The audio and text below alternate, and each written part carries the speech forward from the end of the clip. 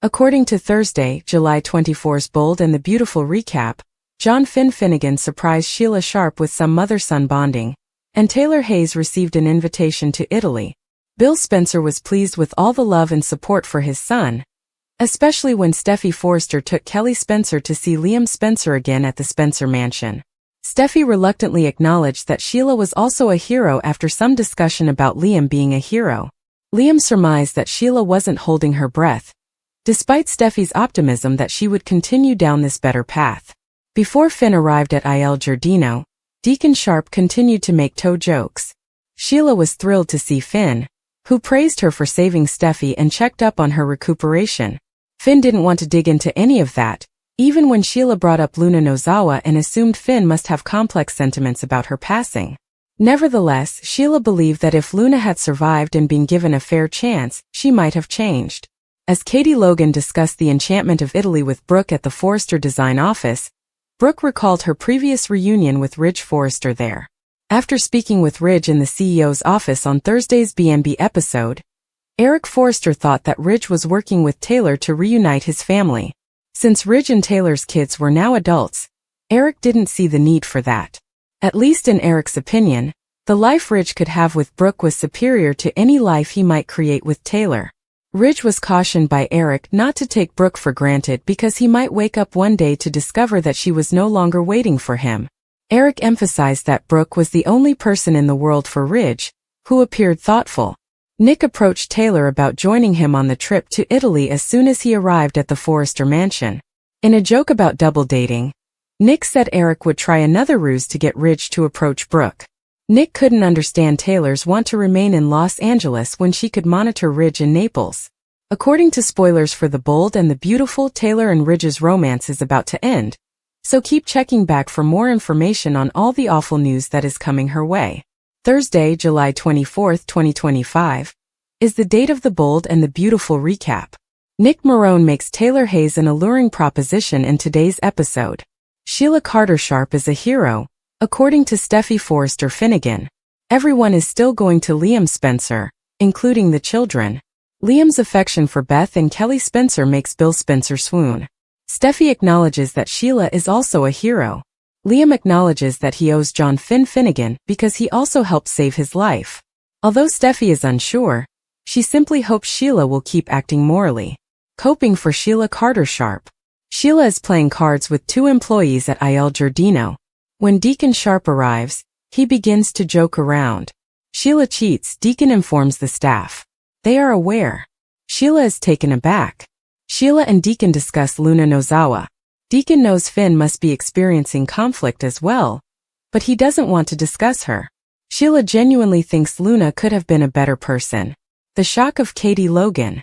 Located at Forrester Creations, Nick's invitation is shared with Katie Logan by Brooke Logan. It did not sit well with Ridge Forrester. Brooke and Katie talk about how Taylor will gain from a reconciliation with Nick. The fury of Ridge Forrester. Ridge confides with Eric Forrester about Nick in a different office.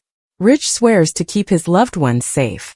Ridge claims to love Taylor, but Eric believes this is about Brooke. The engagement is described as flimsy by the patriarch. According to Eric, everyone is aware that Taylor is not Ridge's Logan. Ridge is reminded by Eric that Brooke is not here to stay. When he finally realizes what's happened, what if she's gone? Ridge, open your eyes. According to Eric, Ridge's mother was also pig-headed. What Nick Marone suggested. Nick pays Taylor a visit. He mentions the engagement after bragging at having irritated Ridge. Nick believes that Taylor ought to travel to Italy. Taylor can infer that he needs her assistance. Nick makes jokes about dating someone twice. Eric is still trying to get Bridge together. The sailor informs Taylor. He believes it would be wiser for Taylor to watch Ridge in Naples. Taylor has spied on Ridge before, so this wouldn't be the first time. Ridge and Brooke were reunited over a keyhole in Rome when Taylor spied on them. Will Italy be another Bridge reset? Or might anything unexpected happen? As nightfall began to creep in, the sun hung low over the expansive Los Angeles cityscape, bathing the Forrester estate in golden hues. The air in the tasteful Forrester living room glistened with silent expectation. Taylor had just returned from a brief vacation in Europe, and her presence altered the mood in subtle, reassuring ways as usual. As she greeted everyone, her eyes glowed steady, gentle, with a glow that only a calm few possessed. She had a surprise this time, though, in addition to her attendance.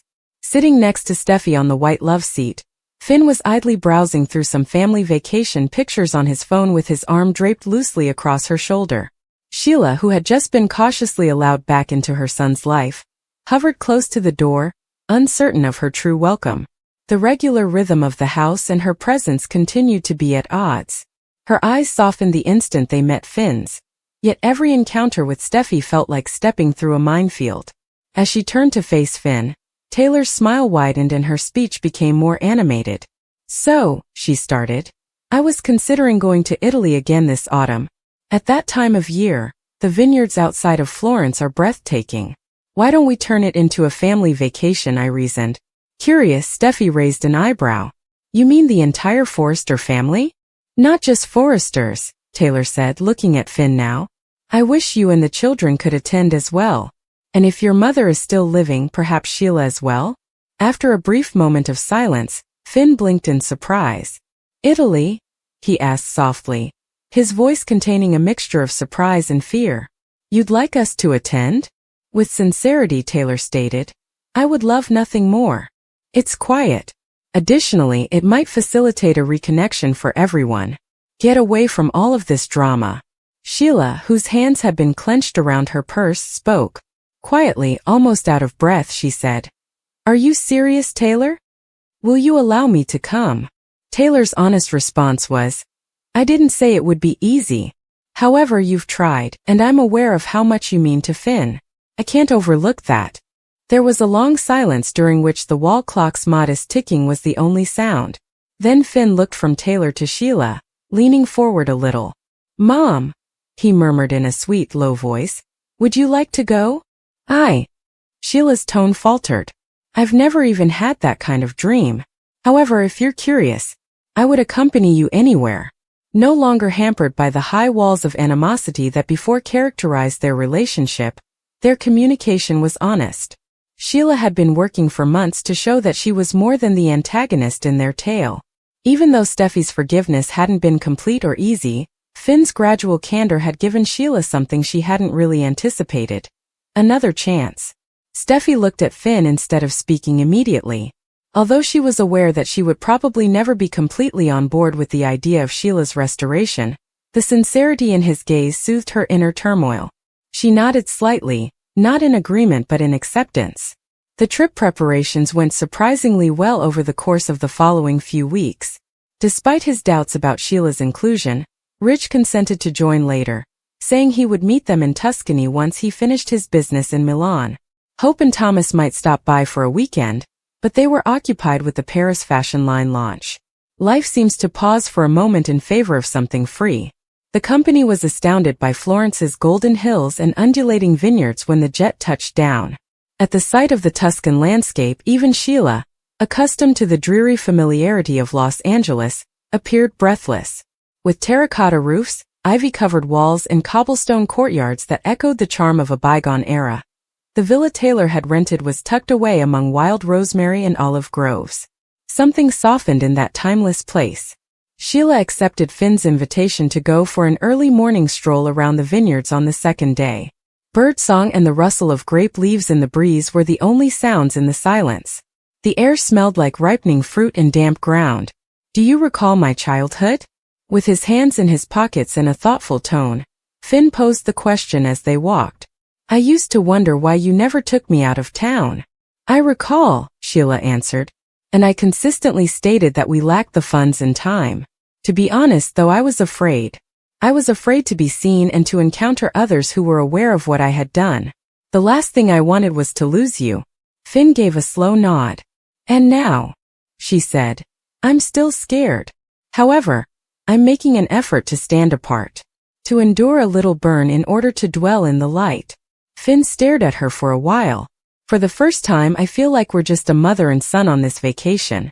Not involved in a scandal. Only us." Sheila's eyes welled up, and she blinked frantically to keep from staring. She muttered, "That means everything to me." The company went on a picturesque drive in the Chianti region later that day. Finn, Sheila, and the children sat in the back, and Steffi sat next to Taylor at the front. They had croissants and espresso at a cafe on a hilltop. Sheila smiled wistfully as she watched Kelly feed crumbs to a stray cat. After supper that night on the terrace beneath the stars and hanging lights, Finn took out an old photo album Sheila had given him years before, which he had never really looked over before. The warmth of the occasion gave new color to recollections that had previously seemed distant and blurry as they sat by the hearth. Finn pointed to a faded photo of himself riding a bicycle and said, "There. You taught me how to ride that summer." "You kept falling," Sheila said with a laugh. "But each time you got back up." "Like you," he answered softly. During those peaceful Italian days, their relationship became closer. Sheila surprised everyone by making the most delicious pasta al limone when they were cooking together. Sheila laughed at her own futile attempts at translating basic Italian, while Finn shopped at local markets. They went to historic cathedrals where their faces were bathed in rainbow light from stained glass, and they strolled through art galleries where they silently marveled together. Sheila and Finn climbed to a nearby hillside one morning to see the sunrise while the others were still asleep. Sheila turned to him, her voice shaking as the light streamed over the valley. "I have no idea what I did to merit this. I've spent a great deal of my life in the dark." Finn answered, "You're picking something else now. That is important." "I will always be sorry," she declared. "However, I'm more than my darkest moments. And I feel like I'm improving myself with you." Finn touched her hand. "You are." Steffi observed them from the balcony back at the villa. Half introspection, half grudging admiration, her face was impenetrable. She was still scarred by her past. Still cringed occasionally when Sheila lingered too long close to the children or laughed too loudly. However, even she was unable to ignore Finn's transformation. He was more open and lighter. And if Sheila was involved in it, then maybe the woman had changed for the better. Taylor planned a little celebration for the final night, where local musicians performed gentle Italian folk tunes and lanterns holding wishes drifted into the sky one by one. Sheila hesitated and held the paper lantern gingerly when it was her time. "What do you hope to achieve?" Finn inquired. She glanced up at the stars after glancing at him. "I already got what I wanted." When she let go of the lantern, it drifted upward, gradually adding its light to the constellation of others. Finn's heart was full as he watched it soar. As they got ready to depart the following morning, the villa appeared to be enveloped in a final silence. Laughter faded into memory, rooms were cleared, and bags were packed. Sheila lingered in the garden, stroking the lavender with her fingers as though she wanted to carry a bit of it with her. Finn came up behind. "All set." Slowly she nodded. "I hope this isn't the last time." "It won't," he declared. "We're currently constructing something. Something tangible." Sheila's eyes were bright as she turned to face him. "I appreciate you allowing me to re-enter your life. I am aware that I am unworthy, but I'll prove I can for the rest of my life." He grinned. "You are already." And there wasn't a farewell that was nearly final enough for what had happened as the automobile left the villa and wound its way down the sun-drenched hills toward the airport. Italy had rewritten the present just enough to allow for the start of something new, but it had not erased the past.